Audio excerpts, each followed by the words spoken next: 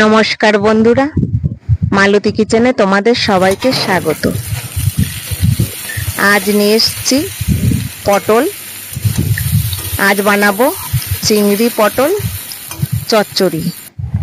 তো অনেকেই তো চিংড়ি পটল খেয়েছো, তা আমার মতন এইভাবে একবার বানিয়ে খেয়ে দেখো। একদম প্রত্যেক বছর যখন পটল আসবে তখন একবার হলেও এই রেসিপিটা খেতে ইচ্ছা করবে।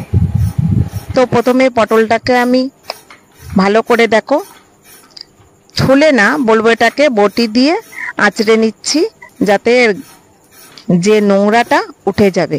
ছুলে নিলে কি হবে বলো তো, পটলে জল ছেড়ে যাবে, কাঁচা কাঁচা ভাব থাকবে, ঠিকভাবে যেন ভাজাটা হয় না।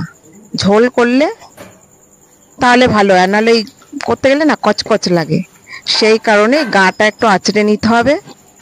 এবার একটু ভালো করে এখানে ধুয়ে নিতে হবে যাতে ওই যেগুলো পরিষ্কার করেছি সেগুলো যাতে না থাকে। তা আমি এখানে ধুয়ে নিচ্ছি।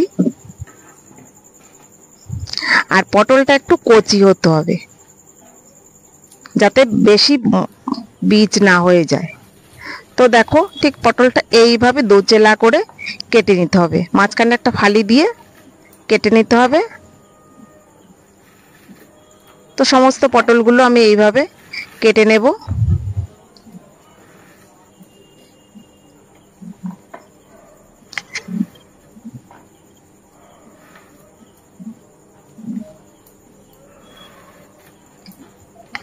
তো পটলগুলো আমার সবই কাটা হয়ে গেছে।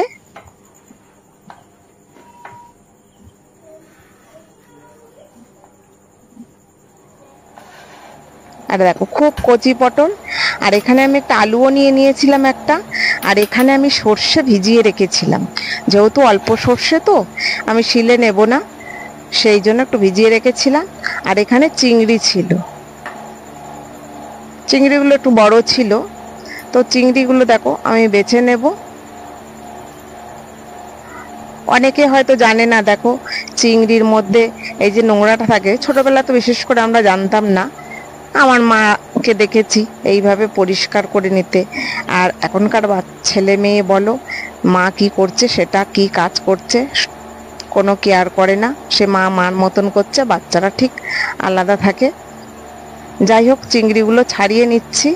দেখো চিংড়ির মাথার মধ্যে এই নোংরাটা থাকে। যখনই এই পরিষ্কার কাটতে হয় চিংড়িটা, তখন এইভাবে একটু ছুরি দিয়ে মাঝখানে ফালি করে দেখো চিংড়ির মাথা থেকে নোংরাটা বের করে নেব। তারপরে যে ভিজিয়ে রেখেছিলাম যে সর্ষেটা আমি দিয়ে দিলাম, পেস্ট করে নেব। আর এখানে যে চিংড়ির মাথাটা ওটাও আমি নিয়ে নিয়েছি, ওটা একটু পরিষ্কার করে নেব। তারপরে এখানে কড়াইতে তেল বসিয়ে দিচ্ছি। প্রথমে আমি চিংড়িগুলো দিয়ে দিলাম।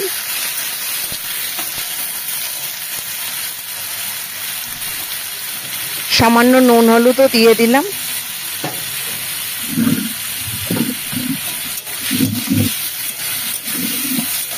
এবার একটু নেড়ে চেড়ে নেব যাতে চিংড়ি মাছটা ভাজা গন্ধ বেরোয়। আর এই চিংড়ি যখনই ফ্রিজে থাকে না, ঠিক দেখো এমনি জল ছেড়ে দেয়। তারপরে ঠিকভাবে ভেজে নেব যাতে ভালো করে ভাজাটা হয়। তো মোটামুটি চিংড়ি আমার ভাজা হয়ে গেছে, চিংড়িটা নামিয়ে নেব।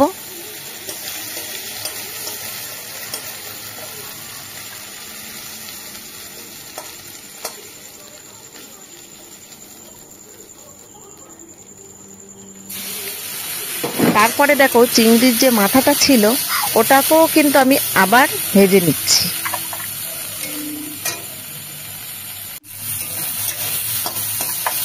বেশ লাল লাল করে ভেজে নিয়েছি, যে একটা ভাজার সুন্দর গন্ধ বেরোবে সেইভাবে এটাকে একটু ভেজে নিতে হবে।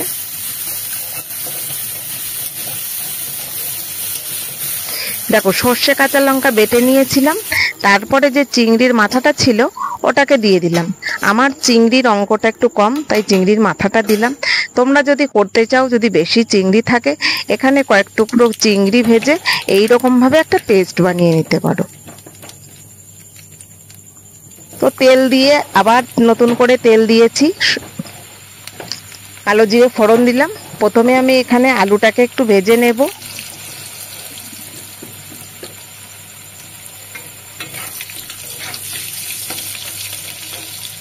আলুটাকে বেশ লাল লাল করে ভেজে নেওয়ার পরে এবার পটলগুলো দিয়ে দেব। আলুটা দিলাম কেন, আলুটা না দিলেও পারো, আমি আলুটা দিলাম শুধু আমার ছেলে খাবে বলে, তাই ও পটল খায় না, তাই এখানে কিন্তু আলুটা ঠিক মানায় না, তবুও আমি দিয়েছি। তোমরা কিন্তু এটা দিতে যেও না, শুধু পটলটাই দিও। যারা পটল প্রিয় ভালোবাসো তারা শুধু পটলটাই দিও।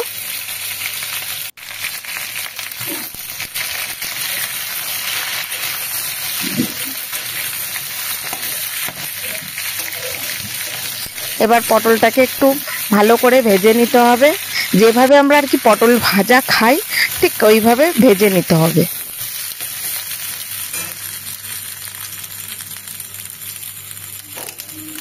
হলুদ দিয়ে দিলাম, সামান্য নুনও দিয়ে দিলাম।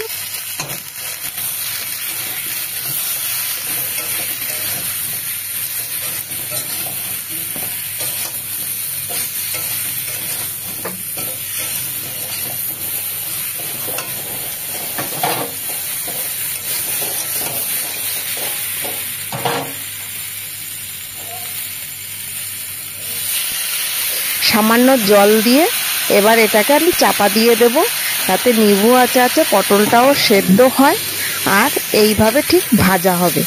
তা আমি এখানে তেলটা একটু কম দিয়েছি, তেলটা একটু বেশি দিলে না জল দিলেও হবে, শুধু ভেজে নিলে হবে।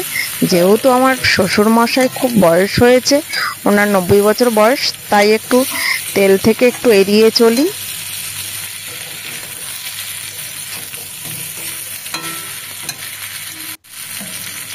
দেখো পটলটা বেশ ভাজা ভাজা হওয়ার পরে এখন আমি চিংড়িগুলো দিয়ে দিলাম।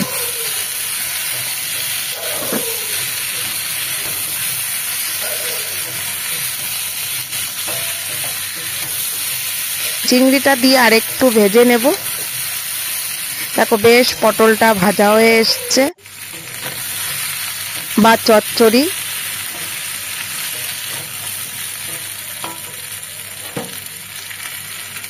এখন যে এই যে চিংড়ির মাথা, সর্ষে, কাঁচা লঙ্কা যে পেস্ট করে রেখেছিলাম ওটাকে দিয়ে দিলাম।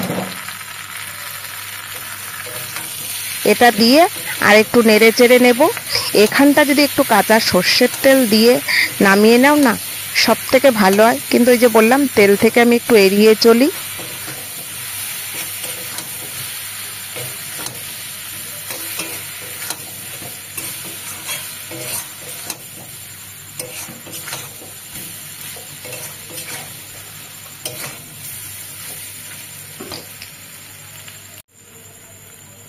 সামান্য একটু চিনি দিয়ে দিলাম।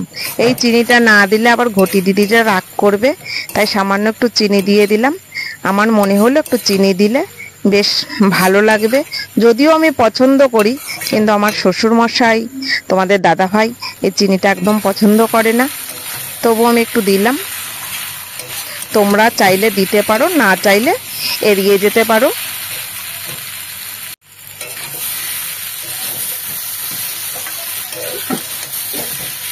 দেখো এত সুন্দর একটা গন্ধ বেরোচ্ছে, ঠিক না বললে তোমরা না খেলে ঠিক বুঝতে পারবে না যে সর্ষের একটা ঝাঁঝ, চিংড়ি মাছের সুন্দর একটা গন্ধ, দারুণ দারুণ। তো আমি নামিয়ে নিলাম। আর এটা গরম গরম ভাতের সঙ্গে না, দুপুরবেলা এটা যদি হয় তা তোমার আর অন্য কিছু লাগবে না, এত সুন্দর খেতে হয়। পারলে একবার পটল আছে ট্রাই করে দেখো। আর ভিডিওটা ভালো লাগলে লাইক, কমেন্ট, শেয়ার, সাবস্ক্রাইব করে দিও। দেখা হবে পরের ভিডিওতে। ভালো থাকো, সুস্থ থাকো, ধন্যবাদ।